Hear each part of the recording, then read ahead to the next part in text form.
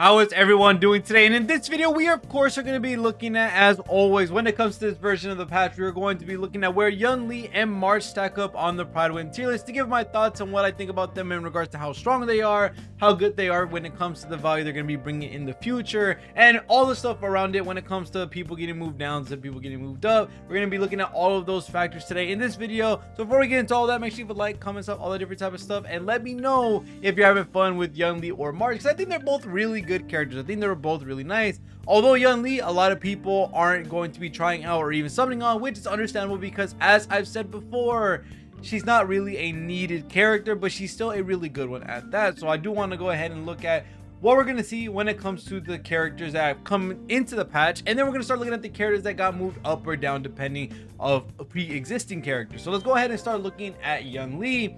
And Yunli is in tier 1 under ratio, and we're definitely going to talk about this in a quick moment. Right now for Yunli, as I said before, not a lot of people are going to have experience with Yunli when it comes to using her or trying to build her in any way, shape, or form because of characters coming out like Fei Xiao, like Jiao Shou. A lot of these characters have a little bit more priority than someone like Yunli, who's a Clara upgraded version for the most part, which I think is a pretty cool thing in my honest opinion, for a character to be able to take a pre-existing character and basically turn them over into a meta relevant character, which is a really cool thing to see.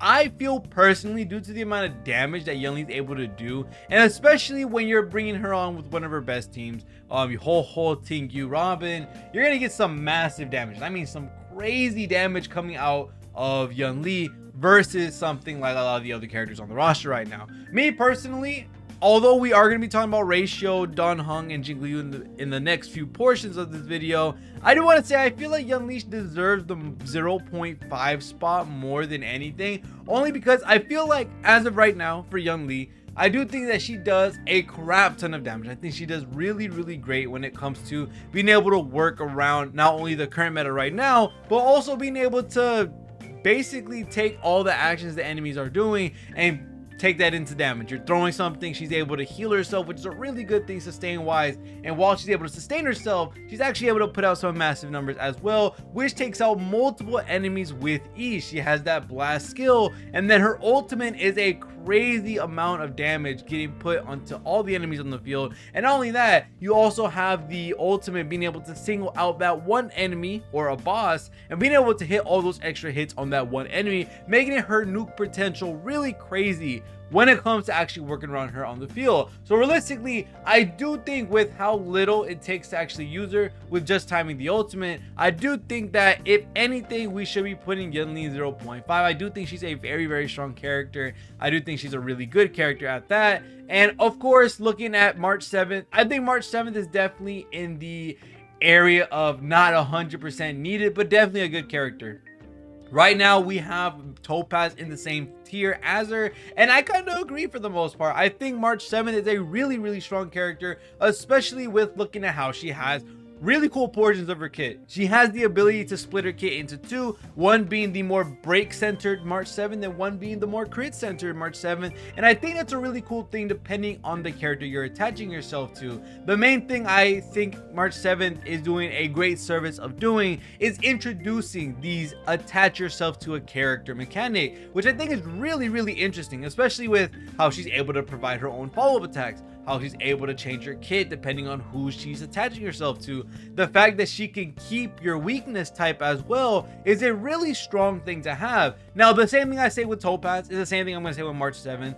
Can you put another character in their place to probably make it around either the same amount of damage overall for the team, or for you to be outclassed by another character? And I do say yes. That's why I think having Topaz and March 7th in the same spot generally is a really good decision in my honest opinion, just because she is able to buff you out a little bit when it comes to the speed, but for the main part, she's able to keep your weakness, she's able to do her own follow-up attacks, she has enhanced attacks, she has advanced forward, a lot of really crazy stuff that March 7th is able to do. So March 7th, 100%, I do think she's a tier 1 character. 100% not going to be touching anywhere in the forms of Black Swan, Boohill and Kafka, not in any way, shape, or form. But I do think that's a really good spot for her in the most part. So I 100% agree with this. I think March 7th sets a really good direction for the game when it comes to future units coming out with attaching themselves to characters, or maybe being able to steal weakness types of your allies so that you're able to brute force your way through a lot of the content with the team that you're on. There's a lot of really cool stuff, and I cannot wait till they introduce this to not only more 4-stars in the future,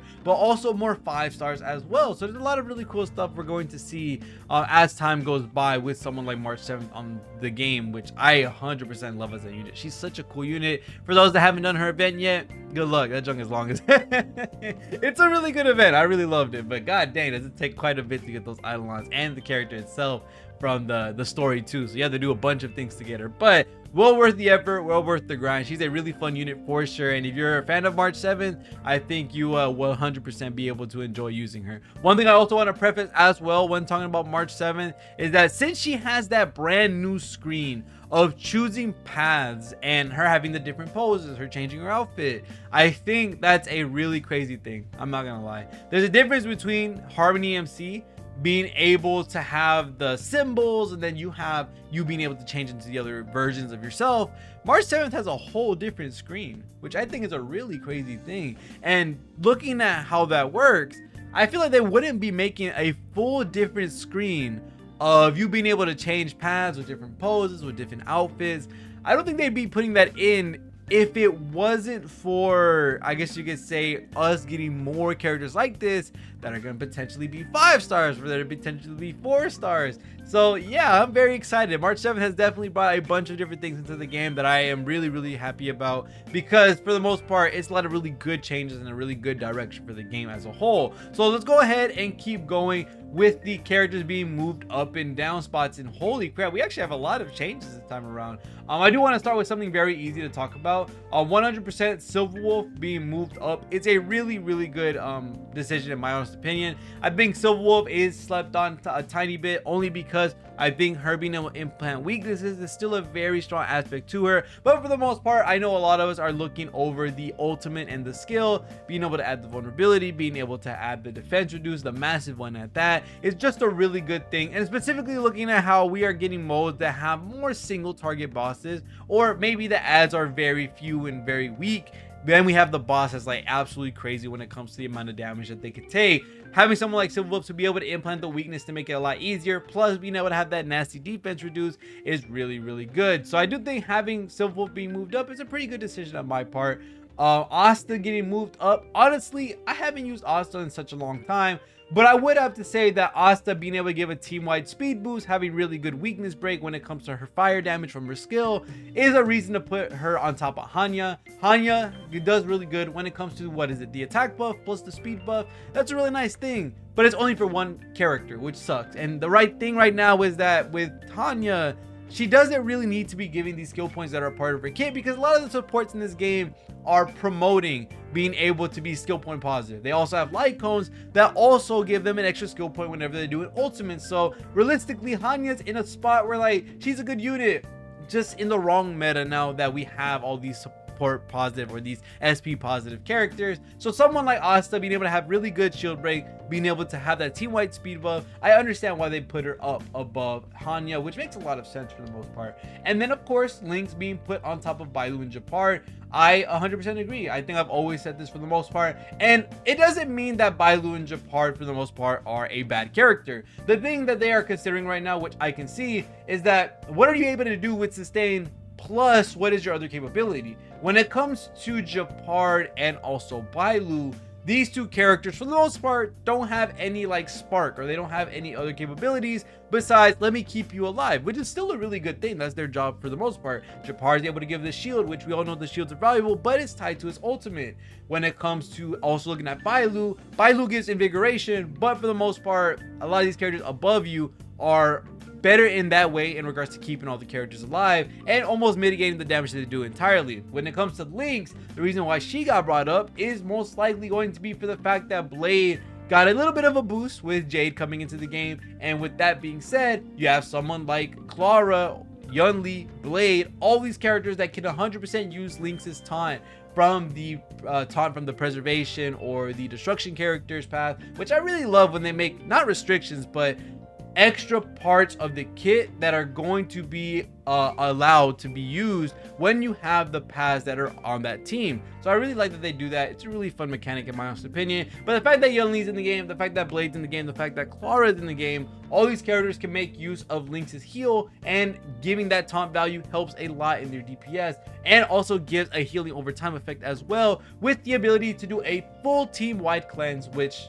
that's absolutely amazing on Lynx's part. So that's 100% reason why she got bumped up, and I 100% agree for the most part. Now going towards the specialist characters, my girl Gwenifin got bumped up. Finally, thankfully, let's go. And then we have Sampo, who got moved down for the most part.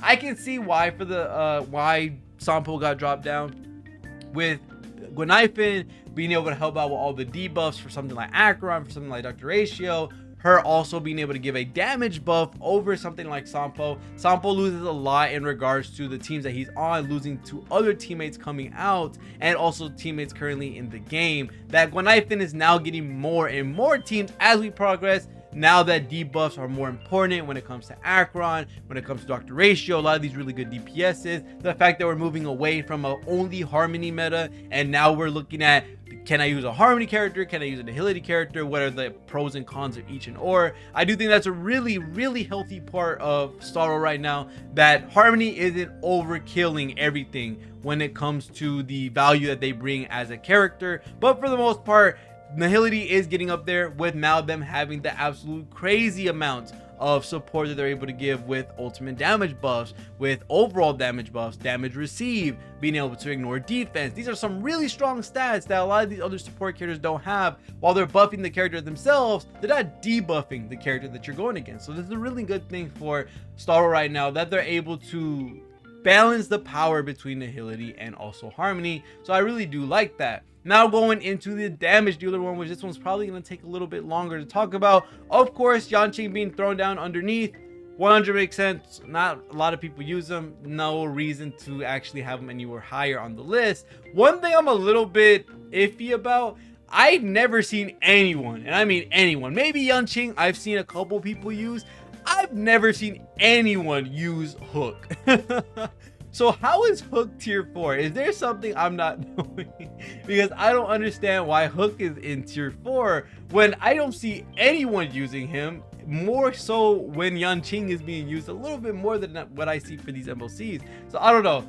This kind of makes no sense that Hook is still in tier 4. I know that doesn't matter for the most part, because it's the bottom of the tier list. Everyone cares about tier 2 and above for the most part.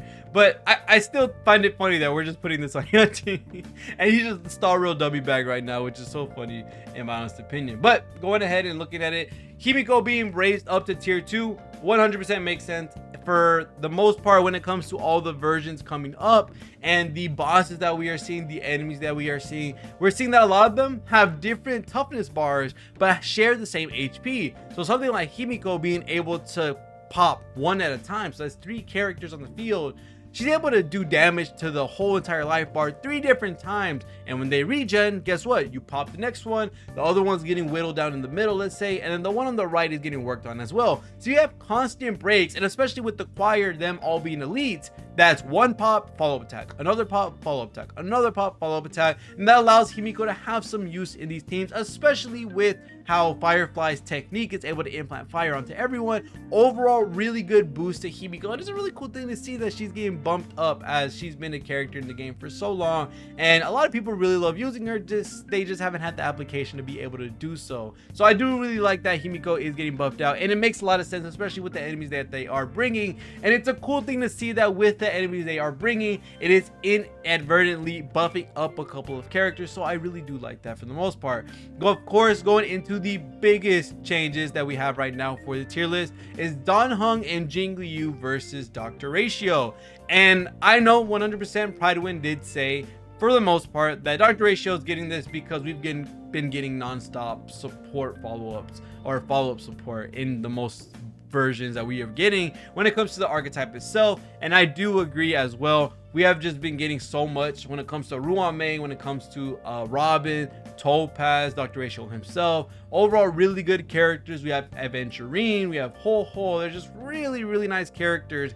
coming into the game that have outright buffed Ratio into the stratosphere for the most part. While for hyper carries or traditional DPSs, Dan Heng and Jing Liu haven't seen much different teams when it comes to all the characters coming out. I think the last buff they got for the most part was probably Sparkle, which was the mainstay hyper carry buffer, and even her performance isn't as crazy compared to other supports in the game right now. So looking at something like Dan Heng, looking at something like Jing Liu, they haven't seen a lot of support versus someone like Dr. Ratio. I do think that they are still really great characters, but the fact that they haven't been able to use the teammates that they are on, or use the teammates that have been coming out, puts a little bit of a strain in the power versus Dr. Ratio, Jing Liu, and Dan Heng. I really do like this at the most part. I think this makes a lot of sense. Dr. Ratio isn't insanely stronger versus Dan Heng and Jing Liu. I do think Dan Heng and Jing Liu can still hold their own as well. It's just that